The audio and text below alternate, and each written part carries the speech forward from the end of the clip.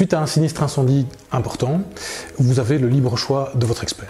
C'est-à-dire que exactement comme quand vous avez un litige d'ordre juridique avec le voisin, avec le passant, avec peu importe en auto également, vous avez là le libre choix de votre avocat.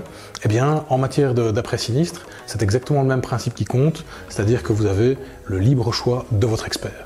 Donc, peu importe si après un sinistre, vous avez, comme toujours, cet effet café du village, où vous avez la grand-tante, l'oncle, le ceci, le cela, le voisin qui vous dit « Ah, moi je ferai ceci, moi je ferai cela, vous savez, il y a 25 ans, ça s'est passé comme ça ». Non, à un moment donné, je pense que c'est important d'avoir des informations claires, nettes, précises, sur base vraiment d'un contrat d'assurance, sur base de la loi, tout simplement. Et c'est là que faire appel au bureau d'expertise EAB peut changer la donne. C'est-à-dire que dans un cas aussi important de sinistre, il ne faut pas trop se poser de questions, il faut aller vraiment s'entourer de personnes fiables. Dans ce sens-là, j'ai encore une anecdote à ce niveau-là.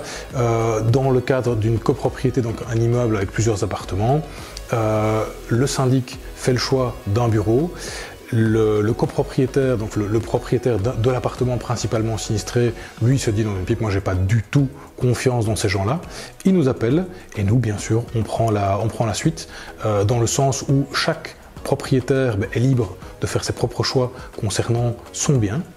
Le syndic, lui, peut engager tout ce qui fait partie de la copropriété, donc l'enveloppe extérieure de l'immeuble, ainsi que tous les espaces communs.